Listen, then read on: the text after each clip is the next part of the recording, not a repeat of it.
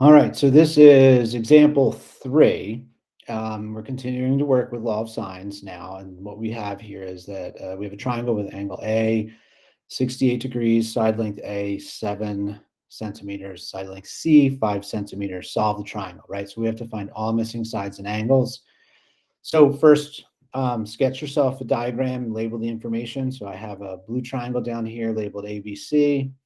Angle A is 68 degrees, side length C is 5 centimeters, side length A is 7 centimeters. And what we need to do is find side length B, angle C, and angle B here. All right, so first, in order to use the law of sines, we need an angle measure and an opposite side length, which is what we have. But we should start looking at the information provided to us. So right now, we have an angle, side, side given, right? Angle, side, or you can reverse it and say side, side, angle, right? So this is the case, side angle, which is a risky situation to use the law of sines with, okay? There are cases, and this is all dependent upon the angle measure and the side lengths given. So you have to kind of work through the problem before you can understand the risk here. But in this case, if the information is given in the right way, you could have two potential triangles possible in this scenario, right? So the side angle or the angle side scenario could give you two possible triangles, which is what we call the ambiguous triangle.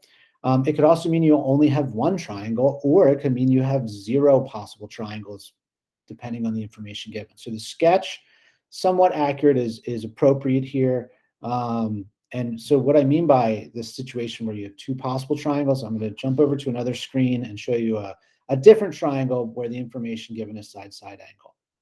So here you have a triangle given. The angle measure is 30 degrees, and then the two side lengths provided are 7 units and 4 units. So the given information would be 30 degrees, angle, side. The other information here is the two missing angles and the side length 8 here they're provided, but we wouldn't know them at the start of the problem.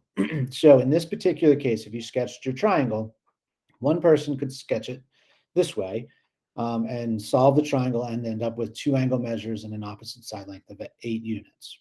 However, another person could sketch this triangle this way. Okay, so if you notice what happened here, the original information, the 30 degrees, the 7 unit side length, and the 4 unit side length are not changing in size. They're staying the same. But if I swing this top angle 88.96 degrees and make it smaller, right? So that side length comes in. Now I have a completely separate triangle. 30 degrees, 7 units, 4 units still is the same here, but the two missing angle measures and the missing side length now are different. And this is the ambiguous case where you have two triangles possible given the same exact information. There are other cases too, and again, it just really depends on the information you're given. For example, if this side length was just a little too short, right, regardless of the size of the angle here, until it gets down to here, right? But if we were given this information, 36 degrees, 7 units, 3 units, 0 triangles are possible at this situation, all right? So law of sines is definitely risky, and you just need to know when to use it. So we have to start though, right? So we're going to start with the law of sines and solve it, right? So sine of 68 degrees divided by 7 units, and then pick an angle. I'm going to work with side lengths. Actually, you can only really work with side length or angle C right now because you only have side length C. You don't have side length B or angle B. So set it up. Sine 68 divided by 7 equals sine C divided by 5. In this case, you can avoid the cross multiplication and just multiply both sides by 5 units to remove the denominator from the right fraction, giving us 5 times the sine of 68 degrees divided by 7 is equal to the sine of C. Now, previous content showed us to solve for this angle, we have to take the inverse sine of both sides, and that's where it gets tricky. So We'll take the inverse sine of both sides to isolate C. This is the exact angle measure here, but remember, there are two potential angles in this situation because this is a positive value for the sine of C, which means we have angle measures that we can identify that satisfy this statement right here in quadrants 1 and in quadrants 2. So we'll put this into our calculator and identify that the quadrant 1 angle provided is angle C is approximately 41.47 degrees. That is this angle right up here, 41.47 degrees. Now that we have this angle, we can turn around and find angle B pretty easily because the sum of the three angles is always 180 degrees, which gives us 70.53 degrees when I set that up.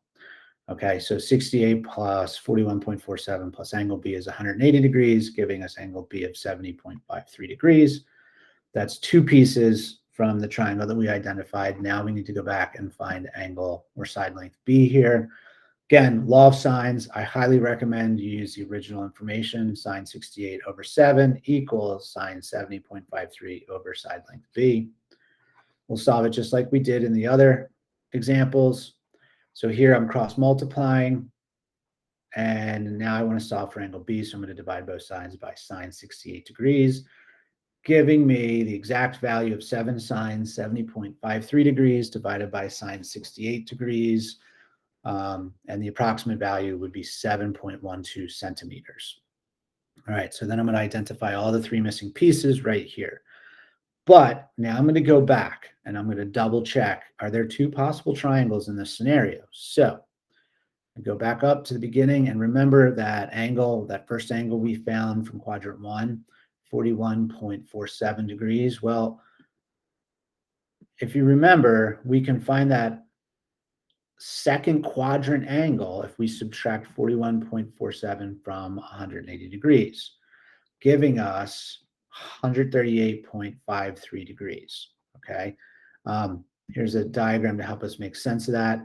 So the angle C we just identified first, right? This 41.47 degrees, that's our first quadrant angle. But remember, when you're solving for an angle with the sine function, if the sine ratio is positive, we have a first and second quadrant angle. So this big green angle can be obtained if I subtract this blue angle from 180 degrees, giving me this big green angle right there.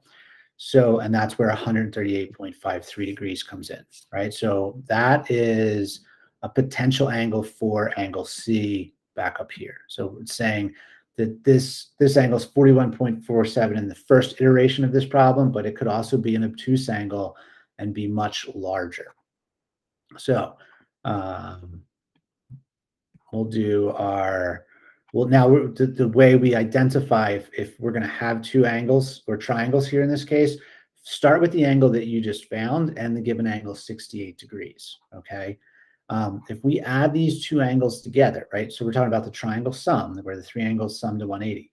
If we add the first given angle and the obtuse angle for angle C we just found, the sum of these two is already larger than 180 degrees, which means that it is not possible to find a second triangle in this case. If the sum of these two angles were less than 180 degrees, then that would give me a third angle that gives us a second unique triangle in this scenario, and then we would continue to solve it from that point using the law of sines. But in this case, there's only one triangle possible, and this is just the risky case of the law of sines, which we'll work with more in another example.